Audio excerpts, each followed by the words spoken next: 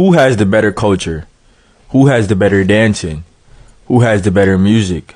Who has the better food? Where would you rather be right now? Where do you have the most families? Where have you made the most memories? Where do you currently live? Where would you rather spend the rest of Could someone make this make sense for me? How can Africans be angry with the Black Americans who refuse to identify as Africans? People like me who tell you I'm not an African American, so stop calling me that. I don't come from Africa and I'm not an African. We have the Africans getting angry with us because we don't want to identify as Africans. Meanwhile, they're over there on their continent, about 80% of their continent, bleaching their skin so that they can identify as Europeans. So they're angry with the Black Americans because we don't want to be African. Meanwhile, they don't even want to be African. Keep non-Black Americans away from things that are for Black Americans. Why is there a Jollof versus Jambalaya competition at Essence Fest? Because this is the owner of Essence Fest. And as you can see, he was born in Liberia. That's not Mississippi. That's a country in Africa. Okay? Again, this is the CEO of Essence Fest. And unfortunately, she is not from Delaware. She is from Kenya, which is also a country in East Africa. Why are there African and Caribbean vendors at Essence Fest? Because it was originally created by you guys. You know, you created a space for yourself, but then you sold it. You gave it away.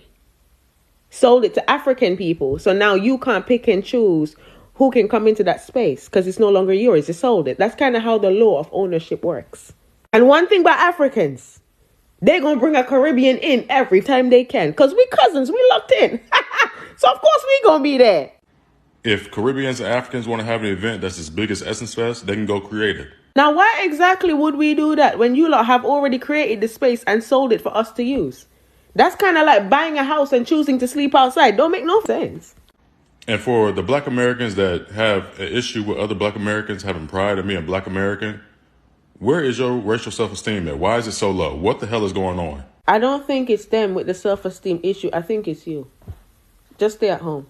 Anyway, shout out to all the African Americans that just with everybody. Everybody with you niggas too. Yeah, let us be outside. Let us. Apparently there's too much global blackness at the cookout. People saying Juneteenth is American, not Pan-African. They show is mad that Essence is run by a Kenyan woman. Even trying to separate our struggle from those attacked by ICE. Newsflash, Black American culture has always been global.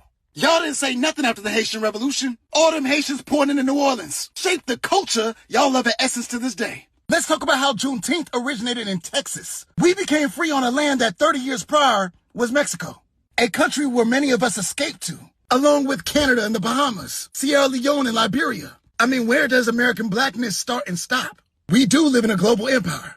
And I'ma just say it, many of y'all just started waving the Juneteenth flag because it was created in 1997. The Pan-African flag has been a staple in Black households since it was created in 1920. A Jamaican named Marcus Garvey and the United Negro Improvement Association created it and debuted it in New York. It was created in response to an American song called Every Race Has a Flag But the Coon. All of a sudden, y'all talking about this flag represents global blackness? As if that's a slur? You forgot that the man that coined Black Power, Stokely Carmichael, was from Trinidad? The first Black woman in Congress, Shirley Chisholm, her people were from Barbados? And we know our music has been exported all around the world, from jazz to hip-hop. But stop pretending like you weren't just at that Afrobeats brunch the other day. A genre pioneered by Fela Kuti out of Nigeria. It was the Black Panther Party that wore berets in solidarity with African liberation movements. And you over here acting like you don't have a dashiki or at least some kente cloth in your closet. I got one more. You know you felt it when them Haitians whooped on ICE in Brooklyn, just like you celebrated the Montgomery Brawl. I'm not saying that Black American culture does not exist. We can see, smell, hear, feel, and taste it. And it's not to say that both Juneteenth and Essence may have become too corporate. What I am saying is that our blackness has always been global, whether we're the ones who've been influenced or we've influenced the world. Sometimes we just don't realize how diverse being Black is. Black is not stagnant. It is alive and growing. So instead of being upset at what it looks like, get mad at the corporations that steal it and look at the opportunities to organize, celebrate, and make money with Black communities all around the world. You can put your boots on the ground, but it's global solidarity that's going to get us free. The reason they consider themselves, and you can go to the Essence Festival and see all kind of dashikis and different things, is because our people, whenever possible, and however possible have centered Africa at the expense of our own politics and our own culture. There is no culture in the world that is richer than our culture. I hope y'all understand that. I'm talking about everything from inventions to music to food. There is no richer culture. There is no liberation struggle in the globe that is richer and more successful than our liberation struggle in the belly of the beast. There is none. And we are here still fighting in this country. We didn't get to immigrate from Kenya or nowhere else. We are still here, largely wealthless, but here, making a way for other people who then decide that once they get here, they get to replace us. Listen, we don't replace. We make a way for people to come here and be successful. We never said nothing. We make a way for you, and we say, hey, what's your name? Tell me how to pronounce it. Okay, we good. We do that. You come here and take over our institutions and replace us, and then when we say, hey, what's going on over here? You say you're xenophobic. How? Why am I interested in this? I don't want to see none of this. Like, I remember back in the day when I used to see Susan Taylor on like magazines or inside, you know, she used to have her own little section. There used to be her little section in the magazine too. And I'd be like, oh, that's what elegance looks like right there. Look at that hair. And look at that smile. That's elegance. I don't want to see this. And I don't want this to be the thing, like that this is not representative of ADOS. That may be representative of her and her style and all that. It's not represent. I don't want it. I don't know how else to say it. It was in the spirit, fam. Yeah, I don't know. I used to be like, oh, I'm proud of that. Like, I want to be proud. Like, this is us and this is beauty. And I'm happy that she represents us in this way. And we have this thing. No, this is not us. And it's not saying that they're bad or anything like that, but you're not us. And we want to see our reflection in our media. But the great thing about it is we ain't taking it no more. So this is my main point that I want to bring up, just dealing with the very first video, right? And this is what I talk about time and time again. I've seen tons of Africans and people from, as people will say, the diaspora, always talk about home, how home is better, the food is better, the culture is better, the sites is better. Basically 99.9% of everything is better there, right? But yet at the end of the day, they're still in the United States. Somebody explain that to me. Somebody explain it to me. You have your culture, you have your family, you got your religion, you got your language, you have your food, you have all of your stuff basically there at the end of the day, but you are consistently stating that you don't want to be there. You're happy that you want to be in the United States, right? You're loving the United States. You love the opportunity of making money, everything that you got here, but everything is better back home. If home is so much better, why not be there? If home is so much better at the end of the day, why not be there? Why not just be there? Why not just be there?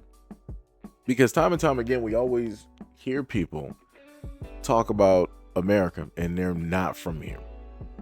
And then on top of that, we always hear people talk about Black Americans, right? And that goes into a lot of the other videos, right? You have the one loudmouth woman that was Caribbean and she wanted to, you know, this, that, and the third. Oh, well, you guys sold it. And there was a lot of things of how certain things took place and why they took place. It's very easy to just say, oh, well, you guys sold it. That's the end all to be all. There's a variety of reasons of why Black people have to sell businesses. You know, at certain points in times when things start to get a little bit, you know, too big for a lot of Black people out there, guess what? Now people, oh, we're going to have to, because this corporation or this business has gotten, you know, so large and making so much money. Yeah, we're going to have to force you. Now you're going to need a board and you're going to need this. You're going to, like, they start to implement a lot of these things. And then with that taking place and happening, this is when they want to do this. It was like, oh, well, you know, since now it's gotten so big and we need a board, we're going to have to split this up equally, right? You have 50% and the board has, you know, 50%. People, like, I don't even know who these people are. They just come directly out of the blue. They pick the people who is going to be directly on this board. You know, all of these people have ulterior motives, but their main motive is to work against you.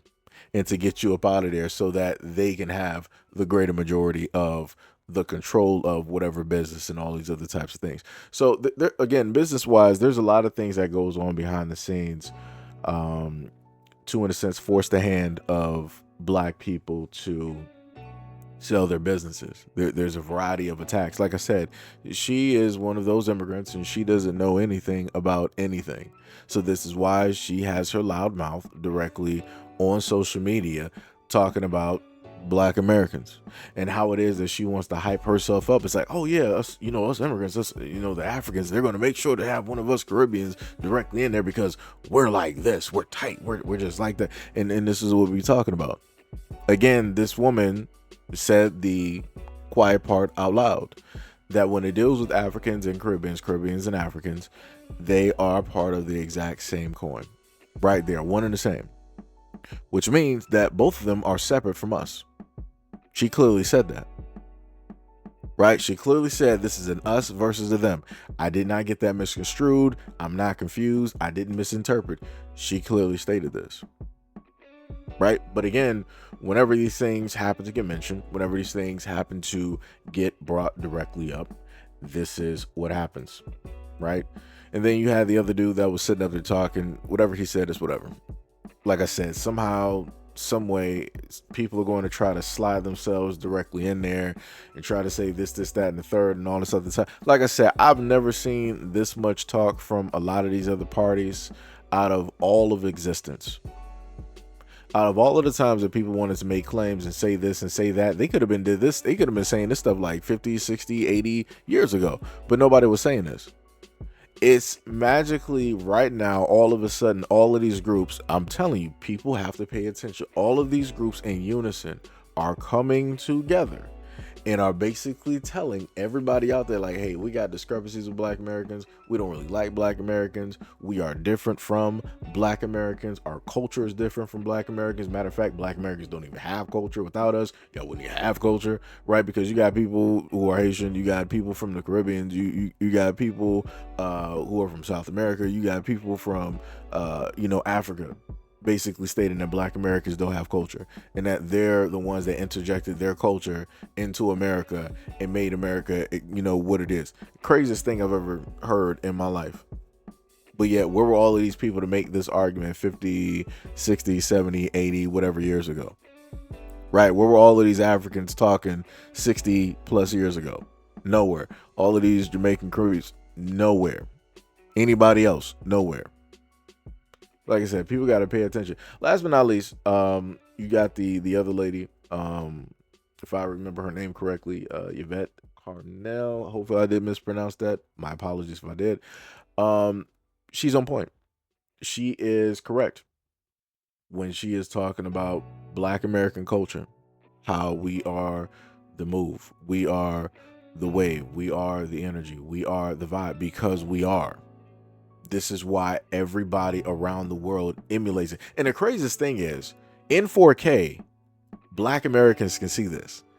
I got videos of people in China, in Japan, in Russia, in South Korea. I got people down in Mexico, South America, Canada, the UK, Africa, wherever there is a landmass. There are some people there that are emulating black American culture one way or another. But at the same time of having all of this information, everybody will say that nobody's copying, nobody's emulating, that black Americans don't have any type of culture, that we don't add anything to the world, anything to the discussion.